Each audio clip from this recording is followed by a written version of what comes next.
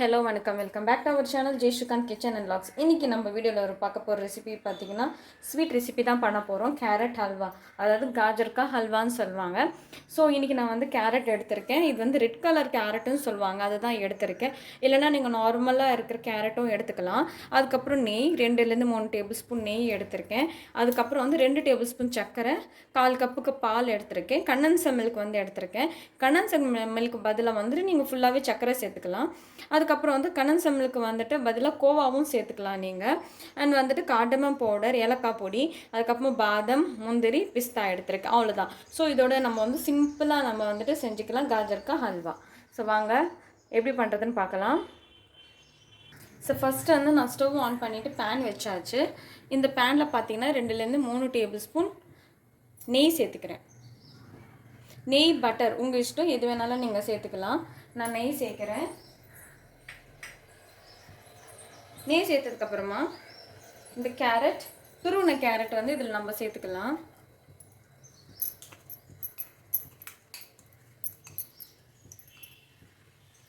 So இது அப்படியே வந்து 2-3 நிமிஷம் வரைக்கும் அப்படியே நான் வந்து குக் பண்ணிக்க போகிறேன். ஸோ இதுலேருந்து தண்ணியெல்லாம் போயிடும், ஓகேங்களா? தண்ணியெல்லாம் போயிட்டு சூப்பராக குக் ஆகும்.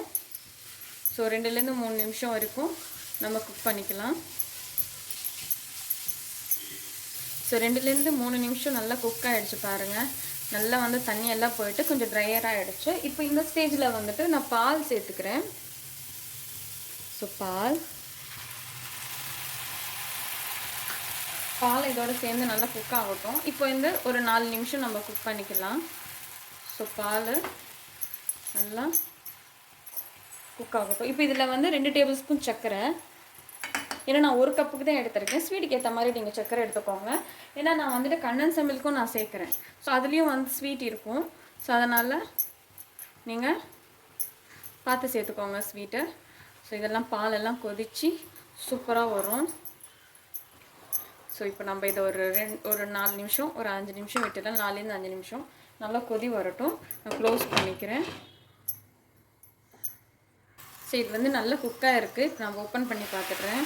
பாருங்கள், பால் எல்லாமே வந்துட்டு நல்லா இறுகிடுச்சு பாருங்கள், நல்லா ட்ரை ஆகிடுச்சு. ஸோ பால் சுத்தமாகவே இல்லை. ஸோ இன்னும் கொஞ்சோண்டு இருக்குது. இதை அப்படியே மிக்ஸ் பண்ணிக்கிட்டே இருந்தீங்கன்னா ஃபுல்லாகவே வந்து அல்வா கன்சிஸ்டன்சி வந்துடும். இப்போ இதில் வந்து ஸ்வீட்டுக்கு ஏற்ற மாதிரி கண்டன்ஸ்டு மில்க் நான் சேர்க்குறேன்.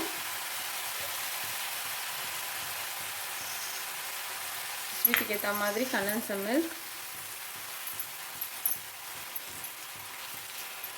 எஸ்,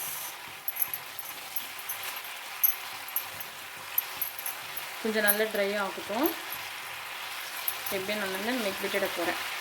ஓகே, ஸ்வீட்டுக்கு ஏற்ற மாதிரி ஏற்றாச்சு. இப்போ இதில் கொஞ்சோண்டு பிஸ்தா, வந்துட்டு முந்திரி, ஸோ ட்ரை ஃப்ரூட்ஸ் எல்லாமே இதில் நான் ஆட் பண்ணிக்கிறேன். கொஞ்சம் சாப்பிட்றதுக்கு நல்லாயிருக்கும். அதுக்கப்புறம் பாதாமாக சேர்த்துட்டு கடைசியில் ஏலக்காய் பொடி. ஸோ கடைசியில் ஏலக்காய் பொடி சேர்த்தாச்சு. சேர்த்துட்டு இதெல்லாமே அதனால நான்ஸ்டிக்கில் பண்ணேன். ஸோ அல்வா கன்சிஸ்டன்சியில் வந்துடுச்சு. அவ்வளோதான், நம்மளுடைய கேரட் அல்வா ரெடி. நான் ஸ்டவ் ஆஃப் பண்ணி நம்ம சர்வ் பண்ணிக்க வேண்டியது தான். ஸோ நம்மளுடைய டேஸ்டியான சுட சுட கேரட் அல்வா ரெடி. ஸோ நீங்களும் வீட்டில் இதே மாதிரி ட்ரை பண்ணுங்கள். ட்ரை பண்ணி எப்படி இருக்குன்னு சொல்லுங்கள். ஸோ சிம்பிள் இன்க்ரீடியன்ட்ஸ் அண்ட் சூப்பராக பண்ணியிருக்கேன். கண்டன்ஸ்டுக்கு முதல்ல நீங்கள் சர்க்கரையும் அப்படியே நீங்கள் ஆட் பண்ணிக்கலாம், இல்லைனா வந்துட்டு கோவாவும் ஆட் பண்ணிக்கலாம். நான் சொன்ன மாதிரி அவ்வளோதான். ஸோ இது மேலே கார்னிஷ்க்கு திரும்பவும் நம்மளுடைய ட்ரை ஃப்ரூட்ஸ் எல்லாமே ஆட் பண்ணிக்கலாம். நட்ஸ் எல்லாமே, பாதாம், முந்திரி அண்ட் வந்துட்டு பிஸ்தா. ஸோ சூப்பராக இருக்கும். நட்ஸோடு சேர்த்து சாப்பிடும்போது கண்டிப்பாக நீங்களும் இதே மாதிரி ட்ரை பண்ணி எப்படி இருக்குன்னு சொல்லுங்கள். மறக்காமல் நம்ம ஜெய்ஸ்ரீகாந்த் கிச்சன் அண்ட் வ்ளாக்ஸ்க்கு சப்ஸ்கிரைப் பண்ணுங்கள், லைக் பண்ணுங்கள், ஷேர் பண்ணுங்கள்.